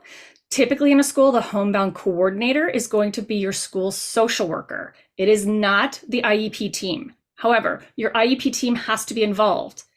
If you have a 504, it's not your guidance counselor, it's the social worker. So what you want to do is have multiple people on an email if you know this is going to be coming, and you want to have an administrator on there, you want the social worker on there, you want your case manager on there, and make sure everybody knows what's going on.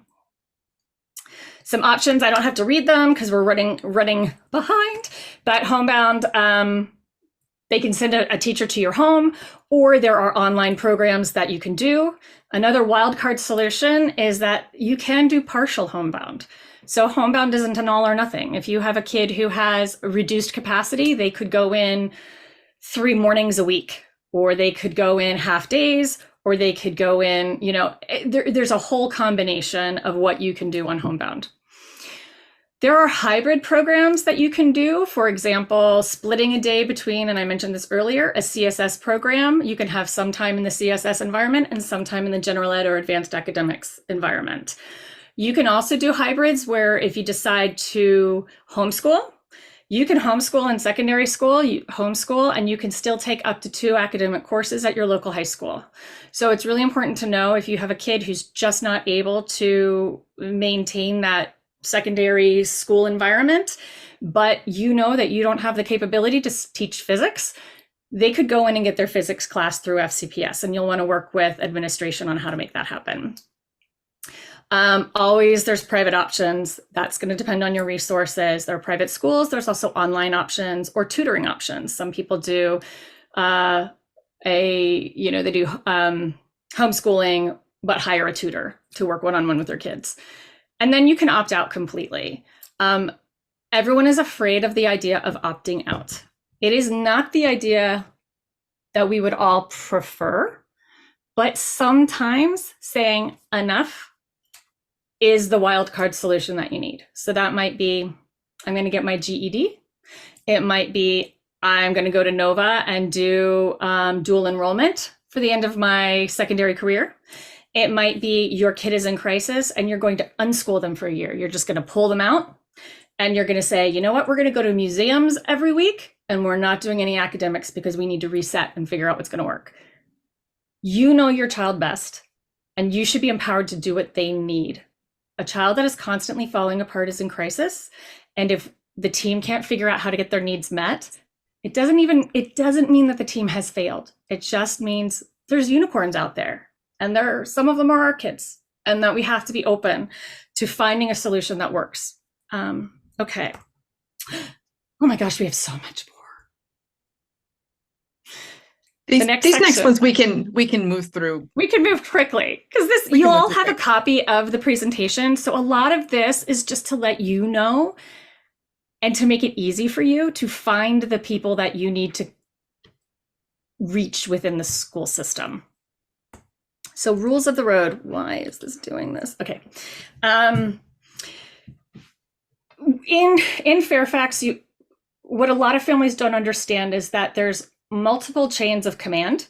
It's not one chain of command up through the school into central office. So a lot of parents are surprised to know that the central office special education staff, which is Department of Special Services, that's where all of our specialists are, like our ABA specialists, our behavior intervention teachers, our OTs, our PTs, they do not actually have any authority over the actual school building and the staff in the school building. That chain of command for a school building is going to be your case manager. Then you would move up the chain of command to special ed department chair. Then you would move up the chain of command to your principal or administrator. If you can't get somewhere with that, you would then go to an executive principal, which most of us don't even know exists. I didn't know for years. And then you go to a regional assistant superintendent. That's over the whole region. And then at the very, very top is the superintendent. I'm not going to say you have to go through every step. If you're not getting somewhere, though, it can be helpful to jump to the next step. There's only so long you want to spin your wheels. Again, it doesn't have to be nasty, doesn't have to be combative. Maybe you just need a new voice.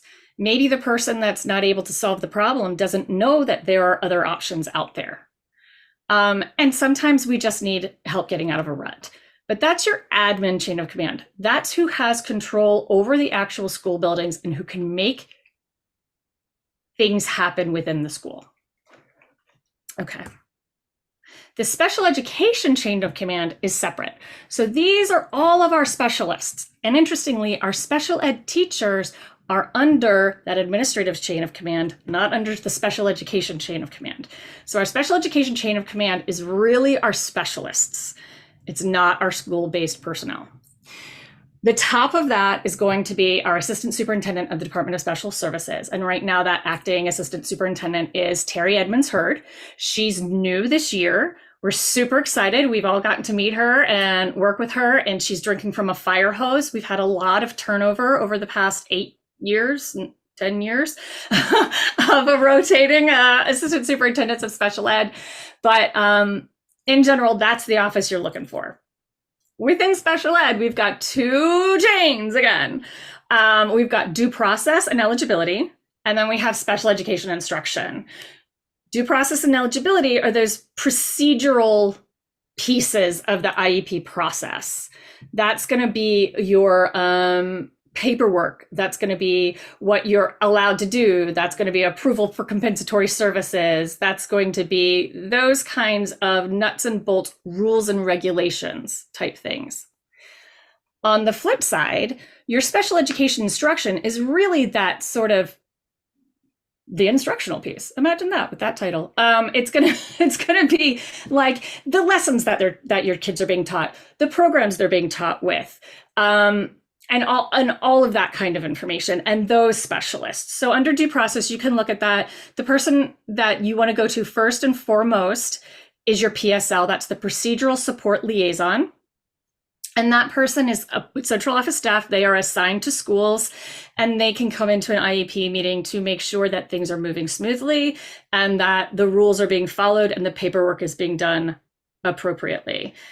There are hot links in the PDF of the under due process with contact information. If you click on that, you'll see that information. We also have the special education contact information linked there as well. Michelle had mentioned we've got low and high incident specialists. We've got coordinators and program managers, which there are so many of them. So we have a whole slide for that. But the director of the Office of Special Education Instruction is Mike Bloom. Director of Office of Special Education Procedural Support is Dawn Schaefer. If you click on those links there, you're going to see a lot more names. So we narrowed it down to show you these are the most important names. These, again, there's a link here. You can click on it. You'll see all the information for all these different central coordinators and program managers for special programs. So if you think your kid needs adapted PE, you can call adapted PE specialists. If you need an ABA specialist, you can call the applied behavior analysis specialists. So you can find all of that information here on that link. And because you all can do that on your own, I'm going to jump ahead. Okay. It's really important as a parent advocate to know your rights. And eventually it's going to be really important for your child to know their rights as well. And you're going to be the primary person teaching that. The school can do some helping, but it's really going to be up to you and themselves. So we do have a lot of resources in Fairfax. The sad thing is not a lot of people don't know about them. So we've put them all together here so you can link to them. Yay! The FCPS Special Education Handbook for Parents that was co-developed with both community parents as well as Fairfax County staff. The FCPS Family Resource Center was formerly known as the Parent Resource Center. It's the same building, the same services, the same wonderful free programming, lending library. They've just made it more inclusive by calling it family as opposed to parent because our families all look different. The Virginia Procedural Safeguards Notice is that booklet that they give you before every IEP. And the Virginia Family Guide to Special Education is a book that VDOE put out to more completely explain special education rules, regulations, and rights to parents in more friendly parent language. The last one on this list, PETSI, is absolutely phenomenal. PETSI is funded through a government grant. However, it has the specific purpose of teaching parents how to support their children, and they cover a plethora of needs. And it is from special education to social services to mental health to waivers to post-secondary planning, financial planning. They have a ton of stuff. It's free. Check them out. They're amazing. Their workshops are incredible. They really are very good. Yes. If you hit snags and you don't know where to go, you can call those specialized support service people to help you out and give you some direction. FCPS resources that will probably be most helpful to you are going to be the Procedural Support Liaison, which I mentioned earlier, also known as a PSL. Our specialists, which Fairfax now has a dyslexia specialist, a twice exceptional specialist, and a neurodiversity specialist. Our dyslexia specialist position is vacant at the moment, unfortunately. We do have a 2E and a neurodiversity specialist right now. Unfortunately, their contact information is not up on the website yet. So that's one thing SEPTA is advocating for, is to get their contact information up on the website. We have the parent handbooks, as we mentioned, the Office of the Ombudsman, the ACSD, which is a special education advisory committee for students with disabilities. It's made out of community members who are there serving on behalf of the school board to advise FCPS and the school board on policies relating to special education.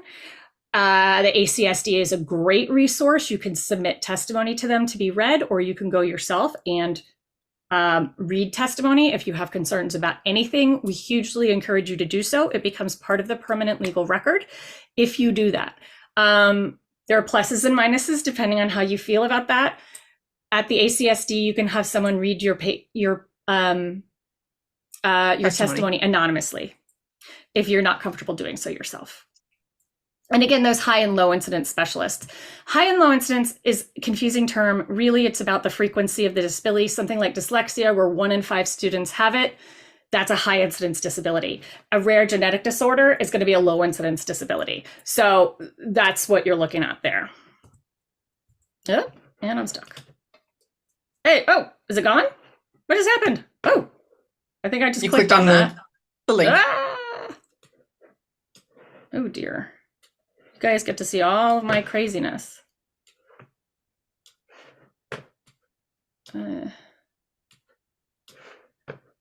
Okay, well, I've still got all those tabs. I'm not sure how to get back out of there.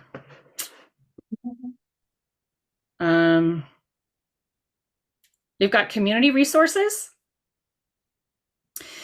Obviously, SEPTA, the Arc of Northern Virginia, and Formed Families Forward, which is, I think Kelly Henderson is here tonight. Fantastic organization. We've got state and federal resources, Virginia Department of Education and the U.S. Department of Education Office of Civil Rights. You can, if you go through there, you can look at, again, linking to guides for special education. There's also a state ombudsman. There's a state special education complaint paperwork. You can file a complaint for free. You can file it on behalf of your child, or you can file it on behalf of someone else. Anyone can file a complaint on behalf of a student. It doesn't have to be the parent. There is also the U.S. Department of Education Office of Civil Rights. So IDEA concerns, state complaints about procedure are going to go through a state complaint. If something more appropriately falls under the Americans with Disabilities Act, Diane, you froze on my end. Uh-oh. So Hold on. Can you hear me? You're coming back. Okay. Okay. Sorry, guys. Yep. Okay. It could be my end. You're good. I don't know. Okay. Basically, just the state and federal resources. I think what I was saying was some things may be more appropriate under a 504 complaint versus a state complaint. That really depends on what you perceive the violation being and the area it is. You might be something you want to explore more deeply, reading about your own, seeking the help of an advocate or a lawyer. And I think that's my section wrapped up. Yeah. Yeah. And the other thing to know about the state and federal offices is you can call them and just ask questions. Yes, They're really absolutely. helpful people. You don't have to call them when you're just filing a complaint. You can just call them and ask questions. That's right. So in closing, remember that this trip is a journey. I'm looking to see if the slide is going to change. Oh, let me see. No, of course not. It's my debatable. gosh, my tech is absolutely bonkers. It worked. Yay. Okay. So this is all a journey. It's not a set destination. It's not. We're just on a journey. And it's important to take the time for yourself as a family and parents to grieve the journey that you anticipated, because you may not have gotten the journey that you thought you were going to go on. Give yourself the time and space to grieve the journey that you anticipated, the loss of that journey, and embrace the beauty and the wonder of the journey that you are on. And those are two different pieces that might happen simultaneously. And it might happen repeatedly as your child ages and different milestones are missed or are experienced in a different way. So try not to be too surprised when grief hits you unexpectedly, because there's also the beauty and the wonder. Connect with other parents. You have found your tribe here in SEPTA. You have found your people. Connect with other parents who understand what you're going through. Stop at those overlooks. Remember, when you're on a journey, it's not necessarily just about where you're going, it's how you got there. And you can have some of your most memorable and fondest experiences along the way, not just at whatever that destination is, because again, remember, it's a journey. So stop and enjoy what you're going through. And then also take care of yourself. Have a snack tonight when you're done with this. Go to bed. This is a lot of information to digest. You need to be available for your family. You need to be taking care of yourself physically. Our kids are a lot. So have a snack. Go to bed. It's okay to do that. And if we can get our slides going, here's our information. We share an email address, advocacy@fairfaxcountysepta.org. And you can find our Facebook group. There's a page in a group, and I'm a Luddite, so it took me a long time to learn that those are two different things. The group has over 2,000 members in it. You don't have to be a paid SEPTA member in order to join the group. We would encourage you, if you're getting something out of our presentations and workshops, to please become a paid member of SEPTA, but you don't have to. Join the group. It is a non-stop, wonderful networking and connecting organization. Our workshops, like this one tonight, for several years have been recorded, and they're all on our YouTube channel. Go back and watch them. Tons of great information. A fantastic one to start with is organizing your special education binder. Yeah. Saved me. You're going to have a lot of paper over the years. You're going to need to learn how to get it organized. And of course, we have a website with links to lots of our information as well. So thank you very much for joining us tonight. And we hope that everybody took away something that's helpful to them this evening. Diane, I'm available to stick around for a little bit if you are as well. If people have questions, they're welcome. I am. I can stick around as well for a bit, and I'm happy to do so. I apologize to everyone for my absolutely wild ride of technology tonight, but I think it fits the theme of our event. I just wanted to pop in for a second and say thank you to everybody who came. Thank you, Diane and Michelle, for such an incredible presentation. It will be up on the YouTube channel as soon as possible. We'll post it on our social media that it's there so you can see.